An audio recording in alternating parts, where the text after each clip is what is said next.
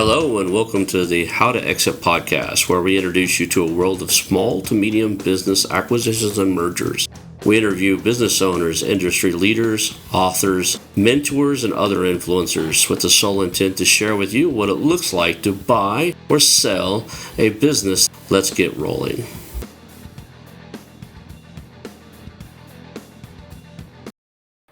Hello, and welcome to the How2Exit podcast. Today I'm here with Bruce R. Marks, M&A lender and helping buyers and search funders get to the closing table. Man, thank you, Bruce, for being here today. I want to appreciate you sticking with me. We had a little bit of technical difficulty starting out, but I think we're going to make this work. Yeah, Ron, it's great to be here. I greatly appreciate the opportunity. Awesome. Well, I always seem to start like at the origin story. I want people to kind of get to know who you are. So the ongoing joke is I always say, well, you were born. Now you ended up on a show about buying and selling businesses. Could you fill in the gap in between? Yeah, that'd be great. So, yeah, I started my lending career a long time ago. I started out originally in commercial lending, and while I was in commercial lending, um, I did all kinds of the processes: real estate lending. I did underwriting. I did closing. You go through a formal credit training program, and became a commercial lender, and then I got an opportunity to get into SBA lending. And it was interesting because when I first got into SBA lending, this goes way back into the early 80s, SBA was, stood for small bad assets, so to speak, right? I mean, people did not want to do SBA lending. It was a process. We had three-part parchment paper almost, Ron. I mean, it was way back then. The application process was, putting it on a typewriter. You'd send things into the SBA. It got kicked back. It was just a really different process than it is today. But through that whole experience, and I also became a business owner for 13 years. So I've been on that side of the table. But about 8 years ago, I shifted focus. I was working at an institution, and a searcher who had graduated Harvard had called me up and said, I'm buying a business and I'm looking for a search fund loan. And I really did not know what that was, to be truthful with you. I had been doing, SBA and M&A lower middle market transactions, but I really was never familiar with the concept of, search fund lending or, acquisition by helping people who put in a small equity check, go out, get different investors, and then, along with the seller ticket piece and buy a business. So, really for me, it really started to blow up about 8 years ago when this gentleman came to me and said, this is the model, this is how it works. You're really working with young guys that are coming out of either Harvard or Wharton or Stanford or Kellogg or Booth, a lot of the major schools. And a lot of schools now have gone into this ETA, entrepreneurship through acquisition. And so the model kind of has blown up. There's a tremendous demand for it. As you know, there's baby boomers our age, and they're going to be exiting, right? And so there's a lot of those folks in the marketplace that are looking to, get the fruits of their labor, get a liquidity event, and sell the business. And I tell my searchers or buyers, when you buy a business, you're going to exit one way or another, right? Whether you want to or you're not, you're going to exit. So, there's a great opportunity out there for these folks making this transition. And then for what I do in the lending space and helping those searchers, obtain financing, that secure the liquidity event that the sellers want, and then obviously allowing the buyers to get a loan to buy the business and then fulfill their dreams of ownership. So let's kind of go through the process, right? So, a search funder, whether they're just graduating or they're, just an individual that are out there looking to buy a business, and during the process, there's a whole bunch of stuff that goes on in the beginning, trying to figure out, who you are and what you want to, what type of business you want to run. At what point do they need to start talking to the lending advisors and people like yourself? I always tell my clients, you're the client, you're driving the ship. If you want to come to me pre-LOI, you want to come to me post-LOI, that's clearly up to you, right? So I think I have a lot of value to bring in. I own my own business for 13 years. I've been a commercial lender. I've been a senior lender at a bank. I'm a certified M&A advisor. I have a lot of experience. And so what I tell searchers or buyers is that if you want to engage with me at the very beginning, if you want to get a SIM from a broker and you just want to assess whether this is the right fit for you, I'm more than happy to sit down with them and talk about all the things that matter, right? Is this the right business for you? Do you have the skill set? What does the seller do that you're going to be required to do? And I'd like to share a couple of stories with you because everybody likes stories. So I'll go Absolutely. back to a story several years ago where a young gentleman called me up. He was a Harvard MBA graduate. He lived in Texas and he wanted to move to Colorado because his wife's family lived in Colorado and they were thinking about starting a family. Like a lot of people, that's what motivates a lot of young couples is, where their family is at, to be truthful, and they focus their search on there. Anyway, he found this business and it was essentially two ice cream stores, right? So in different locations in Colorado, but destination points. And the businesses were throwing off about $600,000 in cash flow combined. And he said to me, okay, the business is selling for 2.2. I'm going to put in, 225,000. The seller's going to hold 225. And low size deals, typically working capital is not involved and you got deal costs. So it's going to be about $1,800,000 or $1,900,000 SBA. And I started to talk with him and I said to him, what makes you really want to own this business? You're an executive, you're Harvard MBA, and now you're looking at buying two ice cream stores. And I shared the story because I said to him, reality will set in. You're buying the business, but you're actually buying a business that you have to go in, turn the key, and operate, right? And I said, and this is going to happen. There's going to be a Friday night. And the young teenage child or young teenage person that's behind the counter is going to call in sick for whatever reason that might be. And you're not going to be able to get help to cover it for whatever reason. And now you're going to go have to put on the apron and stand behind the counter and start scooping ice cream. That's what running a small business like that entails. And I said to him, if that's the vision that you had going to Harvard and graduating and putting yourself through that program to scoop ice cream, I'm all for it. I'll absolutely do your transaction. But I want you to think about it. And we hung up. It was a Friday night. I'll never forget this. Saturday morning, he calls me up and he says, Bruce, he says, it didn't take me long to think about what you had to say. And what you had to say was real. And thank you for slapping me and giving me a real sense and dose of reality. Because I don't think I looked at it that way. I think I ought to set my sights on a different business. And I said to him, I think that's a great idea. And I'm not saying that it's a bad business to run. It was just not a fit for him, right? So it's getting to the skill sets of the people. If you're an IT guy and that's what you've done in your career, and you come to me and you say, listen, I have found two pizzerias that I think are great and I want to run them, that's going to be a really tough sell, right? Because you don't have any skill set. Everybody likes to eat. Everyone likes to go to a restaurant, but that doesn't mean you know how to operate a restaurant, right? So, I joke about that and I laugh about it. But in reality, that's how granular I get with a lot of my clients because the reality is that you are going to own, operate, run, and also control the people that you work with. You're going to have to pay back the bank. You're going to have to pay back the seller. You're going to have to pay the landlord. You've got to pay your vendors. There's a lot of going on, and there's a lot dependent on that business.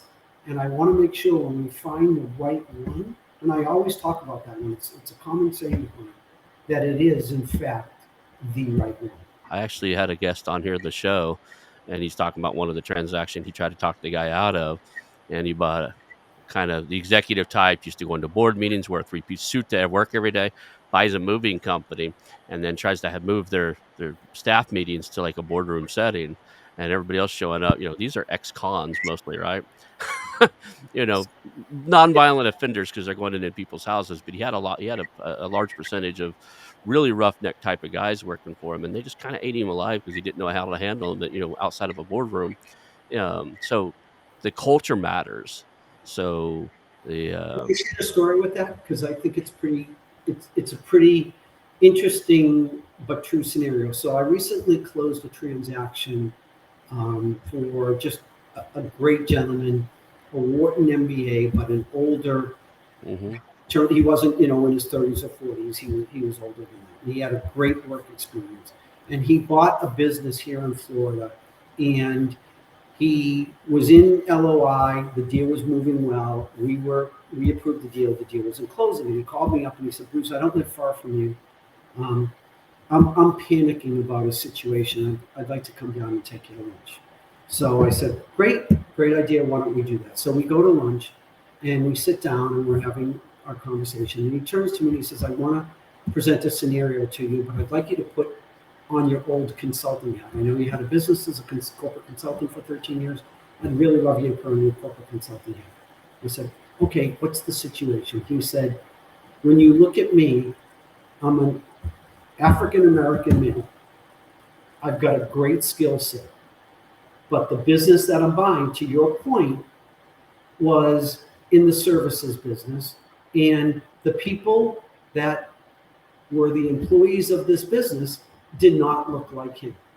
This is what he said. He said, i.e., they do not have the same skin color. He said, "And I'm really concerned about coming in and buying this business and them seeing me, and culture matters, to your point. You just said it."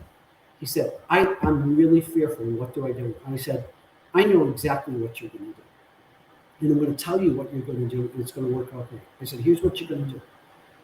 When the seller and you are a week before closing, the seller's going to call his folks in, and he's going to have his regular staff meeting like he does. And he's going to, on a screen, pop up your resume, not your picture. He's going to pop up your resume, and it's going to say, 'This is who I am. I'm a Harvard MBA graduate. I've owned a business before. I've owned this business before. This is my experience.' Not only just that, but the second slide is going to be, 'What's my vision for the company? Where do I see you in this role?' Right? What do I expect? What am I looking for? How are we going to grow this business together?" And they're going to get a flavor of you, who you are, and what you bring to the table without ever seeing a picture of you. Because then this way, in their mind, they're already going to know, wow, we're fortunate that this is the guy that bought the business and going to take us to the next level. And after he does that and the transaction closes, then you can meet them face to face, one on one. Don't do it in a group setting, do it one on one so that they then can ask any questions, they can meet you, you can tell them, you can ask them what their role is, how they can help improve the company, where do they want to go in the company. And he called me back and he said to me after it was done, it was the best advice and it worked out fantastic. And I think in what we do as lenders, it's not just about, and I say this all the time, yes, we utilize the SBA loan to close our transactions, but SBA is just the proceeds to get the deal to the close the table. It's not what I do. I look at myself and I say I'm different. I'm not an SBA lender. That's not my role. My role is to help facilitate the buyers or the searchers or the people that come to me to help them fulfill what it is that they want and desire, and that's to get the deal to the closing table. It's interesting. It's both sad and true that he even had to do that. He was able to establish his credibility before any preconceived internal biases of those employees Correct. kicked in. And like I said, it's both sad and true that, sometimes that's needed. Um, you That's know, real world, right? And that's reality, right? Like you said, sad and true, but perception is people's reality. And I've learned that as I've grown, right? Um, because people will tell me things and I'll say, oh, well, that's not correct. It doesn't matter if I tell them it's not correct. If that's their perception, that's their reality. story is what makes up a good show. So let's Yeah. give us So another one. this searcher comes to me. This was here at First Bank of the Lake a couple of years ago. Um, he's on Twitter. He's very noticeable. Great guy. But he had really good experience. He called me up and he said, "But I don't even know how to issue an LOI. I know we're going to talk about an LOI, but do you have a blank copy for me so I can submit one?" I mean, literally. And he was buying a construction related business. That's all I'll say. Um, and we started from, and it was a proprietary search, right? So he got the financials from the seller and said, okay, let's dive into the financials. You want to talk literally from day one to the closing table. And he sent me a text message the other night and said, he's had now the business just over a couple of years, but he's grown it tremendously. EBITDA is way up. He's been super successful. Had all the skill sets because he was buying a business in the sector that he was working in. He was very familiar with it. That's how it became a proprietary. Um, he found out the seller was thinking about retiring and approached him. And that's how he got the deal. But literally, I worked with him from, okay, let's look at the financials, to helping him with the LOI, to getting it to the end, just all aspects of the transaction. And so, yeah, it's I just leave it up to the individuals as to when they want to contact me. Then I have some people that contact me post LOI. They're ready to rock and roll. I just got a transaction. It's in credit now. Synergistic acquisition, post LOI, 1, 2, 3, super quick. 2 weeks later, the deal is in underwriting, getting ready to go to credit. So, it just depends upon the individual. I could see if you're a search funder and you're fairly new, one of the most complex things there is valuations, right? Figuring out what a company should be, like, Mhm. should be bought for, and what would the SBA approve? Because if your valuation is too high, the SBA is going to have you renegotiate a correction, right? Uh, or just Um, tell you no. well, let me share a little bit of tidbit of information. I have another story. Awesome. So, this searcher is in the Texas area. He's a military guy, Wharton MBA, just a great guy. And he comes to me and he says, Bruce, I'm looking at a business and the cash flow and what the seller wants isn't really meshing. And I said, okay. He says, but you happen to know the investment banker who's bringing the deal to market.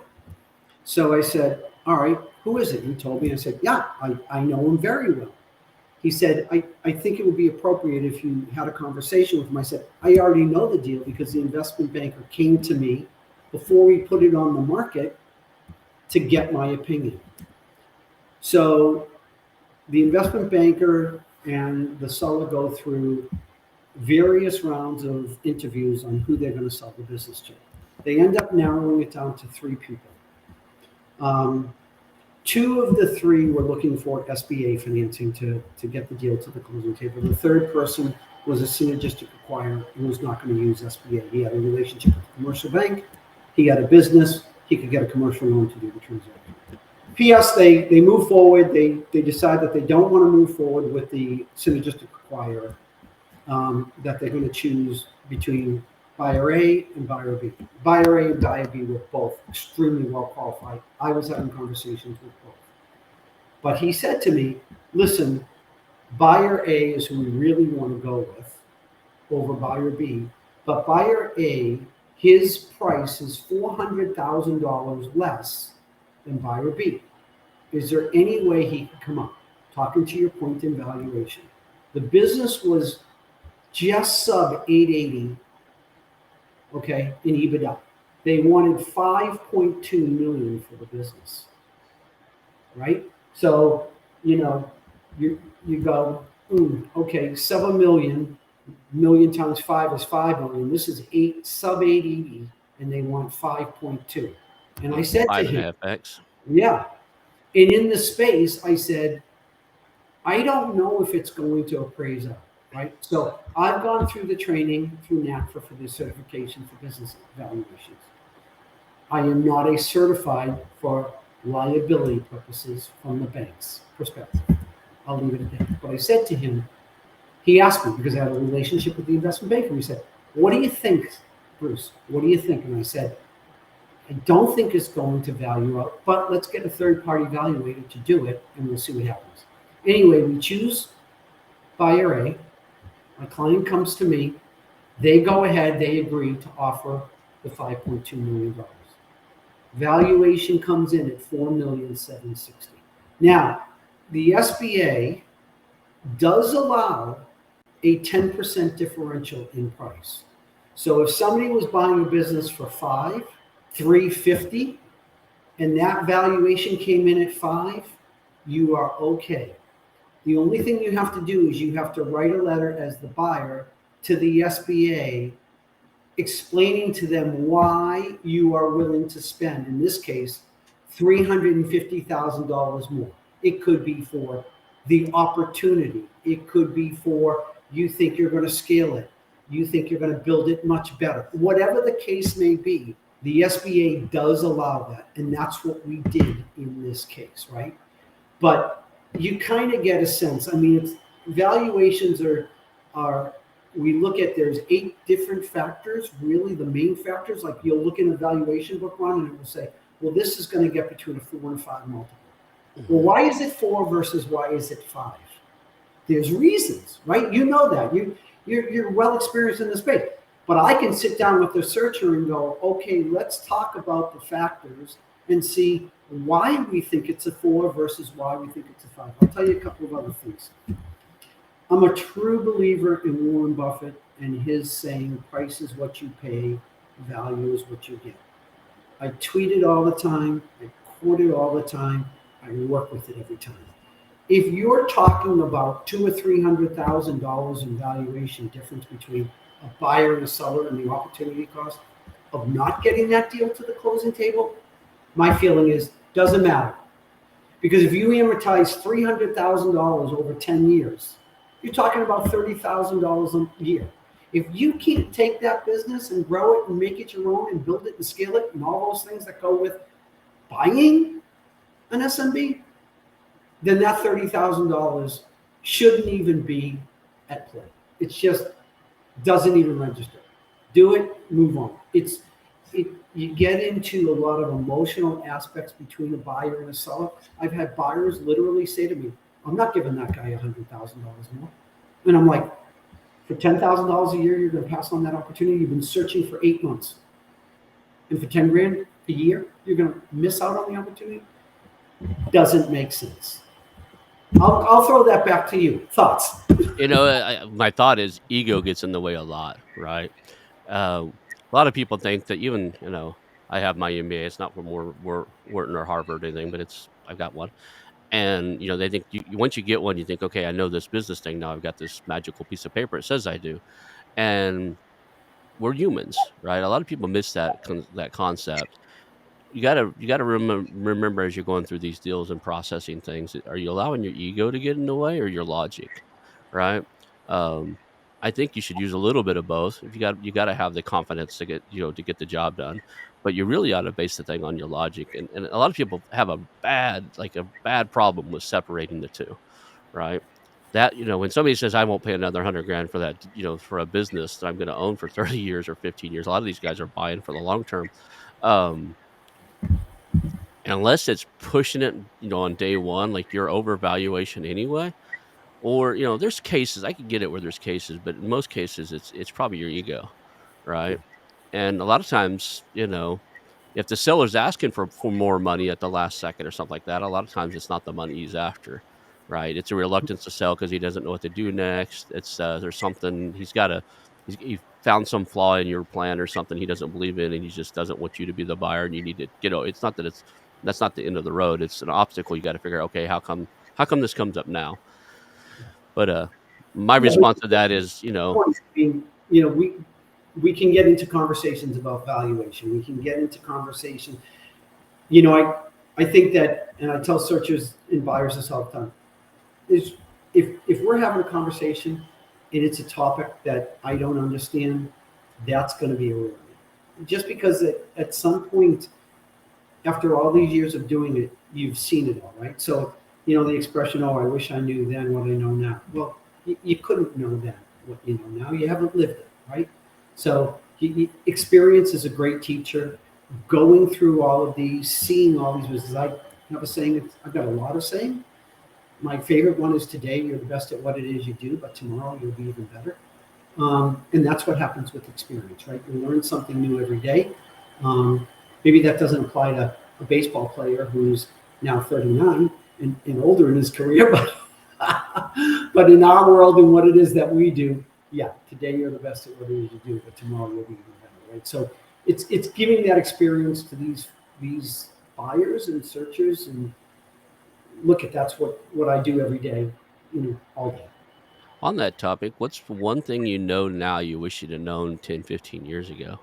So, absolutely, being a specialist, understanding how to market that, brand it, and really facilitate the growth of it. When I look at myself 10 or 15 years ago, I did all kinds of SBA lending. I would do whatever came my way.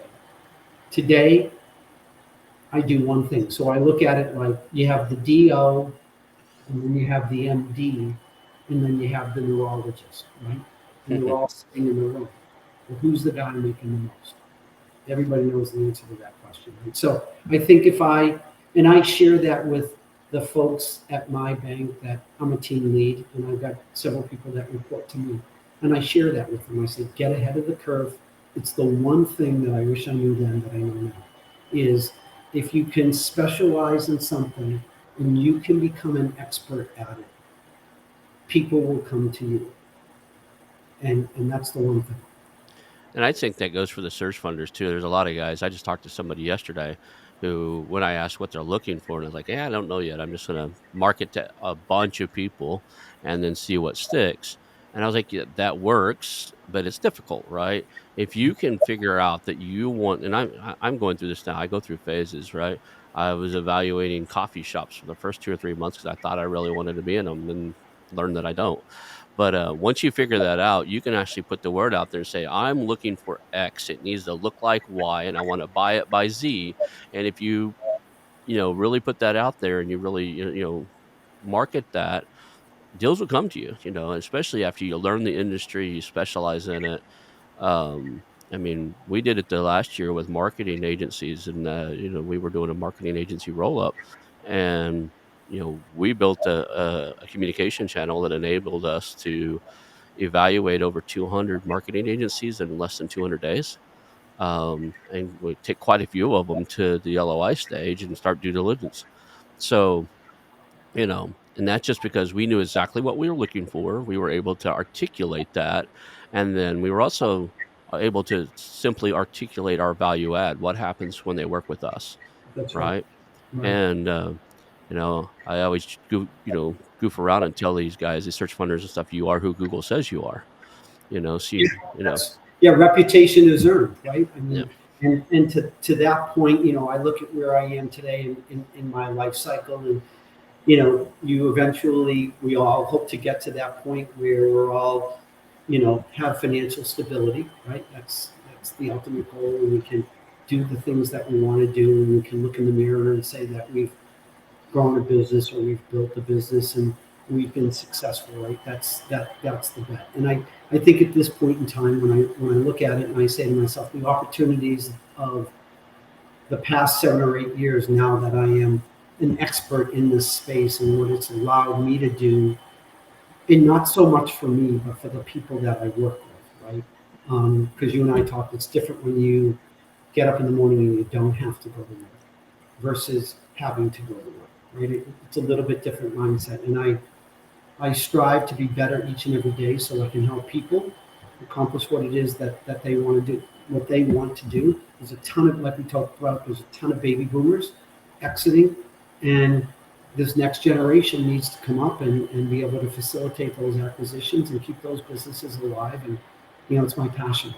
It really is. And I think that I worked very hard to get to this point, going back to school and becoming a certified M&A advisor, and getting the MBA, doing all those things to become an expert in this space. And I couldn't know now what, back then, because it just took that many years to be able to, because when a searcher or buyer comes to me and they say, I've got a problem, how do I handle it?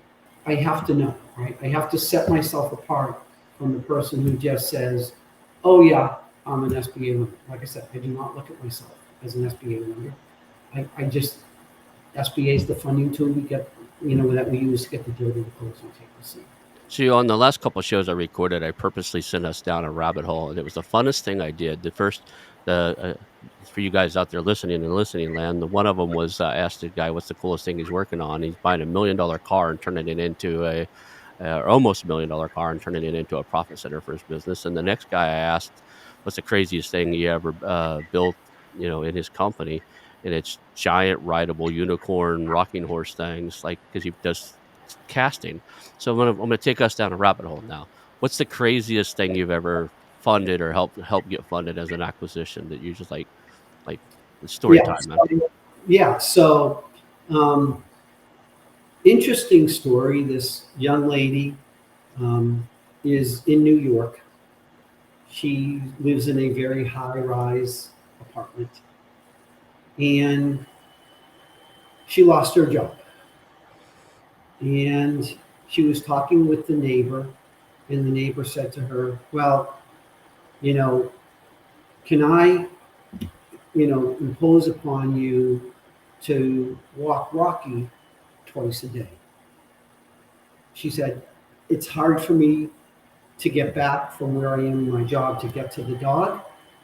So if I pay you $10 or $15 and $25 a day, can you, here's my key, come in, pick up Rocky, take him down for a walk, bring him back up, spend 10 minutes with him, whatever the case may be, and then do it, 10 o'clock and 4 o'clock." So she says, "Yeah, I'll do that." So she does it. And she does it for a week or so, and one of the neighbors sees her and says, "Oh, is that your dog?" "Oh, no, no, no, it's my neighbor's dog. I'm dog sitting or dog walking." She says, "I've got a friend who has been looking for somebody to do that. Would you mind speaking with her?" So the young woman says, "Yeah, I'll be more than happy to speak with her." So she speaks with the woman, and lo and behold, she gets her second client. Second client becomes third, becomes fourth, becomes 10, becomes 20. I can't do this anymore. I'm making a lot of money, but there's only one of me. Oh, let me go find little Sally Sue, who's in high school. Can you help me after school at least one time? Start helping. This woman grew the business, and she grew it enough to where she sold it at over $5.5 million for a dog walking business in New York City. That's cool. That's cool. And and it just shows that pretty much any unmet need is an opportunity for an entrepreneur to help out. And I hate some people, you know, demonize the word capitalize, but to capitalize on an opportunity is just means that you're able to feed yourself and feed employees and to make something, you know, work. So It I'm gonna wasn't make even something that she thought of, right? It was like somebody approaching her. When I mentioned that I owned my own business for 13 years, and it was mm, somebody, I was working in the banking industry, and somebody had made a comment to me, "These people really could use some consulting help, Bruce. I can't provide it to them. Do you know anybody who can?" And I said, "Well, what, you know, what can I do for them? And or who can I? It's interesting because if you want to know what people think about you or what they say about you if they're referring you, all you need to do is ask. And I do it all the time. Like I'll say to people, if you're going to refer me, what is it that you say about me? Because if I want a certain message delivered and they don't know, then how can they deliver it? Right? Right. Right? So I ended up helping this person. They referred me to somebody else. And just like the woman with the dog walking business, boom, all of a sudden, I don't have time to go to work anymore because I'm too busy doing consulting work for everybody else. Fast forward 13 years later, I got a great opportunity to kind of like a perfect storm. Won't get into it, but I got a great opportunity to jump back into the banking business. And what I realized was, as an entrepreneur, at least for me, I had built a very good me business. And what I also realized in doing what it is that I do is that you're not going to be able to sell and capitalize on a me business. And so I looked at it and I said, I've got a very nice business and I do well, but it's nothing that I can scale and it's nothing that I can grow because it's me. It's what's in between the 2 years. And so, like I said, I got a great opportunity. I don't regret that decision at all. I love the journey. I love where I've reached and where I'm going because I'm still in my mind going places and want to achieve my own goals and help more people in doing what it is that I want to do. But yeah, you do that, and sometimes that opportunity is being able to listen and taking advantage of a need that's in the marketplace, right? Yeah, and I think that that's the majority of entrepreneurs out there. A lot of the business you see, especially these businesses that are, they're second and third generation.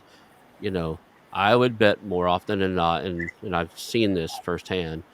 They didn't go to Harvard. The first guy that created the business didn't go to Wharton, didn't go to Harvard. They were out building, they needed a widget or, a gear or whatever you call it. They needed a widget.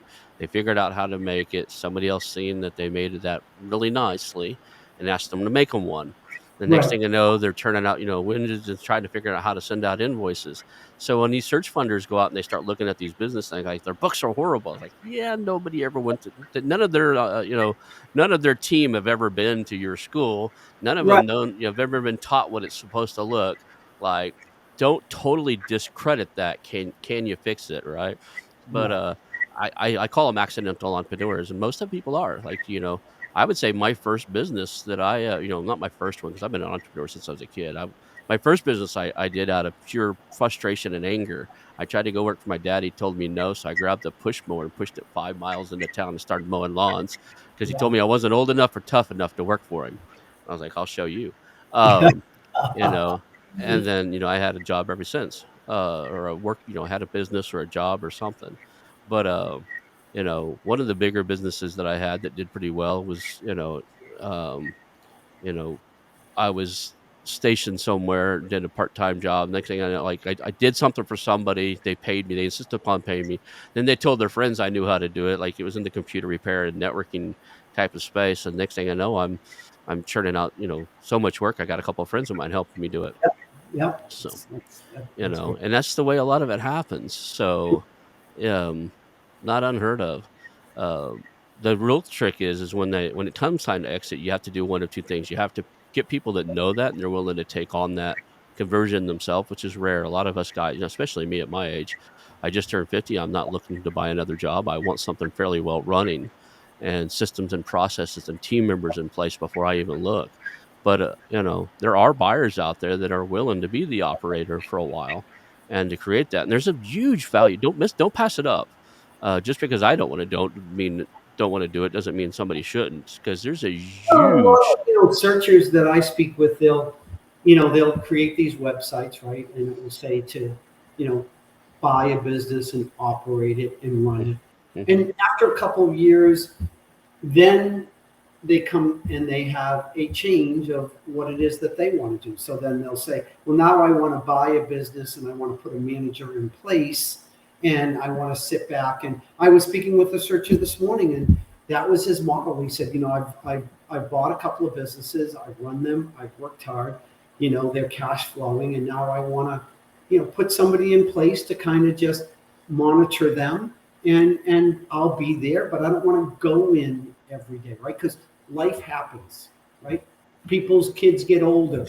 They've got to go to their soccer game, they've got to be there to take them to school, whatever the case may be. Yeah, I've got a 6 and 11-year-old. I want to be there when they want to go do stuff, right? Exactly. You don't want to miss out on that, right? And so, that was me. I had my own business while my girls were growing up, and it allowed me to be at the skating rink because my older daughter skated, be at the dance, place because my other daughter danced. I mean, that's what you want to do. Small business ownership, let's face it, that's one of the benefits of being a small business owner. So people's perspective change when they do it. And to your point about like the tax returns or the numbers and owners not knowing what they have, a lot of owners, they have their accountants or they have their CPAs or they have their bookkeepers. They're generally not, the majority of them are not, you started out as a master electrician, now you've got an electrical company. You're not really watching over the books, right? Right. You just know, you look in the bank account, there's more money in there than you spent. Great, right? That's why there's a whole cottage industry of, exit planning professionals that will come in and say, okay, you want an exit in 2 or 3 years? Let's put your books in order. I did that on a transaction last year where it was just such a motivating factor for the searcher who said, the seller has already made the transition plan. He's got the managers really working. The books are in order. The Q of E has come back really well. He has put this business in a position to sell it, right? And it was very easy to get that transaction done because he did it. Oh, yeah. Right. So, we talk about process and what it is that we do and how we do it and how we do it a little bit different. Same thing could be said for the seller on that side. You want to sell your business, you want to have an exit. It's like when you sell your home, throw a good coat of paint on it, clean up the lawn, make it look appealing, right? That's what they do. Clean out all the old junky furniture, make the space look nice, make it look inviting, and you're going to sell it, right? It's the same principle whether you apply that to a house or a business in my view. Right? And for me, I think that, in what I do here at First Bank of the Lake and how I work with buyers and searchers is it makes it easy when they come to me and they've got a structure that they know is work. I've got another one of my sayings. Congratulations, you've structured a transaction that doesn't work. So now you got to go back. As a matter of fact, if you look on Twitter, and I know you and I are connected, you'll see me comment on that on a tweet that I made this morning. That's what happens when you ultimately got the deal to the closing table, because it's then going back and saying when you have a willing buyer, a willing seller, and a willing lender, you can make a deal work. And that's how you get a deal to the closing table, right? When you've got all parties at the table willing to work together. Versus a buyer going back going, no, I'm not going to give you $100,000 more. Or a seller going, no, I'm not going to sell it to you for $100,000 less. I'm going to share another quick story with you. I got on a call with a seller 3 weeks ago on a business that we first approved a year and a half ago. So a year and a half ago, we approved this business. The deal did not get to the closing table. I won't share why, I'll just say. Fast forward 6 months later, another buyer comes along. We approve the deal. The deal does not get to the closing table. So the deal is still on the market. The broker has been terrific about referring business.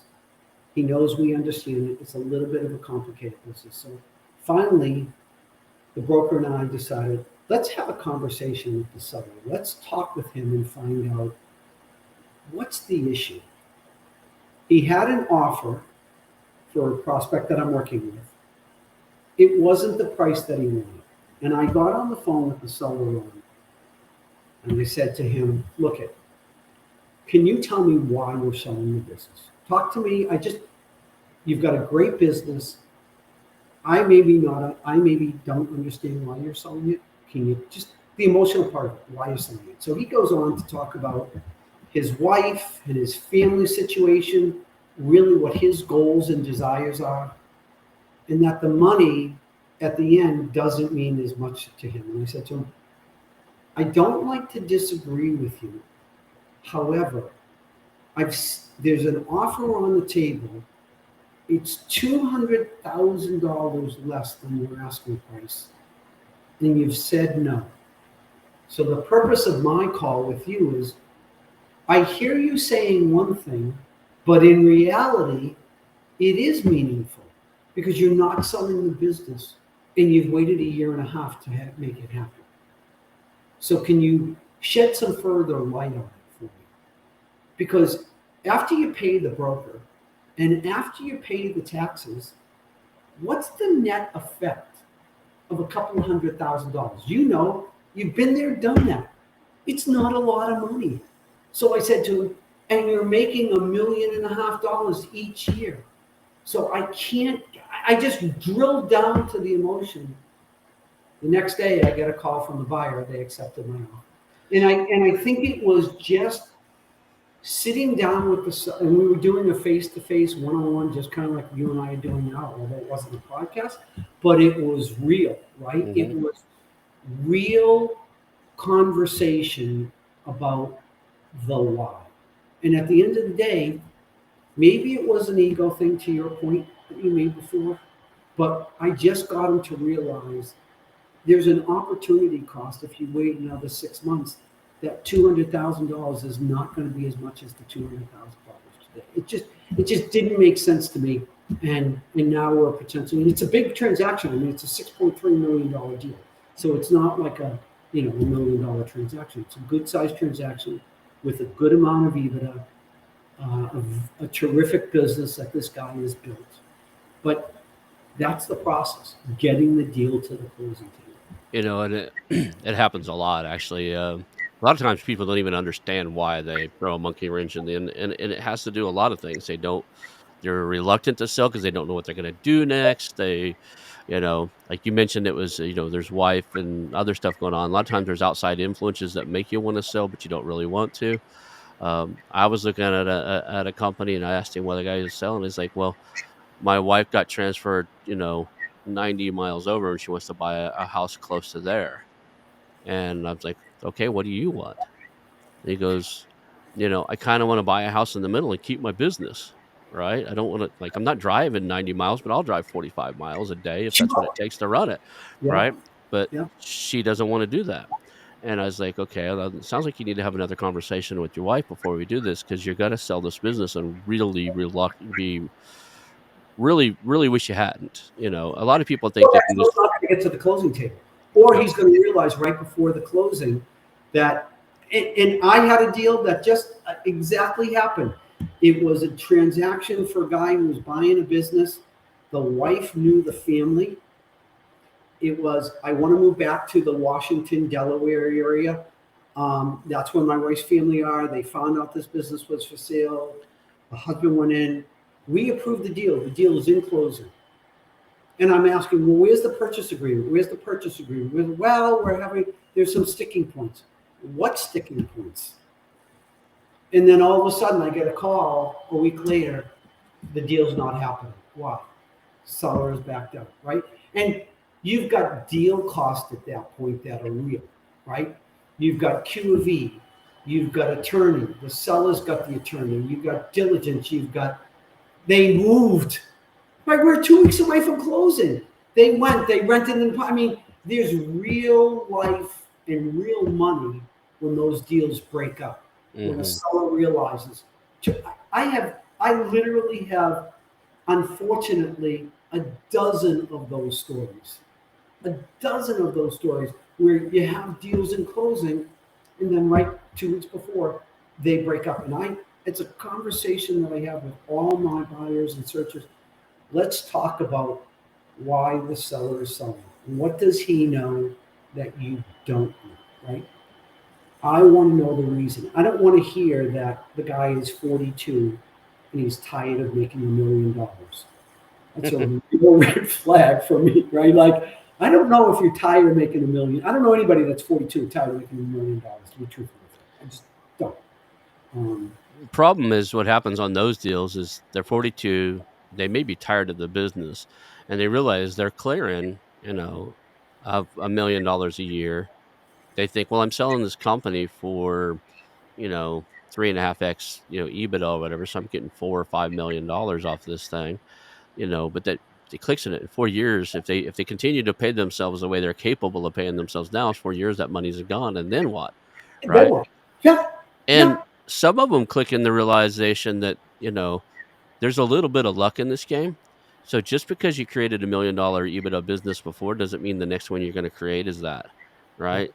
There's a yeah. little bit of product market fit luck type of thing to where the next you might go through 3 business ideas in 10 years trying to get back up to $1 million in EBITDA, right? Just a team that wins the Stanley Cup doesn't mean they're going to win it the next year.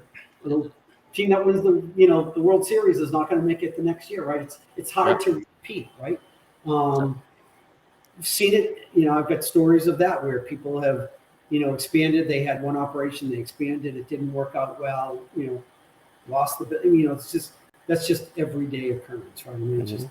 you think about all the businesses in the United States and what's happening in trade and commerce, and those things are just they're happening for sure. They're real. Well, Bruce, we're getting to the top of the hour, man. Time flies when we're having fun. So there's a couple things I do want to make sure we get. How do people reach out and get a hold of you? I keep turning your name on and up because of the camera angle. It's on your face. So, um, but how do people reach out to you if they want to learn more about helping them getting your help to get their deal to the closing table? So there's two ways. My email is bmarks, obviously, at fblake.com. Bmarks at fblake.com, and always available by cell. I've had this number for, like all of us, 25, 30 years. 954 646 5820. 954 646 5820. So either way, I'm accessible. I'll make sure those in the show notes for you guys listening. And if you're listening to the podcast, don't it'll be in the show notes when you pull over and you're safe in a safe location. Take a look, and those for you guys watching, it'll be in the show notes. So yeah. So the last thing I always ask, what can myself or my audience do to help you? I mean, Um, you know, I'm thrilled that I can say it's not. I'm not looking for help, right? So I'm looking to provide help. Um, I, at this point in my career, Ron, I literally say the more people that know me and know what it is that I do, then the more people that I can help, right? Obviously, it's a win-win if we close a loan and the bank, makes a loan. That's obviously a win. It's a win for the people that are listening here. It's a win for the people that are tuning into your podcast and all the people that you provide help for. So, not really what they can do for me, but more so what I can do for them, in all honesty. all right. So I'll throw this out there. So if you're graduating in college, you've done the ETA, the Entrepreneurial Through Acquisition program, you have a friend, a family member, a son or a daughter that's in that program, and you think they're thinking about buying a business, um, send them to this podcast, have them watch it, have them listen to Bruce here, and then have them contact him and see if he can help them move their game forward. So I think that would be a good ask out there. And then on my side, if you're out there, you're listening to this, make sure you understand that if you're a mergers and acquisitions guy, we have a bi-monthly meetup where we hang out, help each other move our games forward. Bruce, you're invited to join us on this. It's usually advertised on the searchfunders.com website, which I'm not associated with in any shape or fashion. I just like their stuff. And then on LinkedIn and some other stuff, there's a meetup group that'll be in the show notes so you can join up and attend those. It's kind of a business networking thing. We meet up, we chat, we try to help each other move their games forward. And then we have a Slack group also. And if you want to reach out and ask questions of different people, we just had I haven't seen him respond to anybody, but we just had the CEO of Flippa join the Slack group a couple days ago. So, I mean, there's a lot of people on there that are very high level advisors that if you got a question, you're in the space, join our Slack group and you can ask questions and people will get to them and answer them as they can.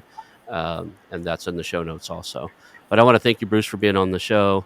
Is there any last, like, if somebody can take one takeaway from you, one idea or one thing they wanted to, you wanted them to remember you by, what would be that idea? That's a good one. That if your dream is to own a small to medium sized business, that it's possible, even if you don't have a lot of money, that there are investor groups that can help along with whatever money you have. And if a well structured deal comes along and you have a willing buyer, and a willing seller, and a willing lender, you can make the deal work. Awesome. All right. Well, we're going to make dreams come true then. That's awesome. So that's a great way to end the show. Thank you for listening today. And that's the show.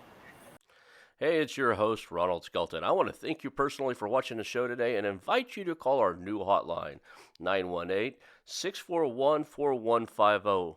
That's 918-641-4150.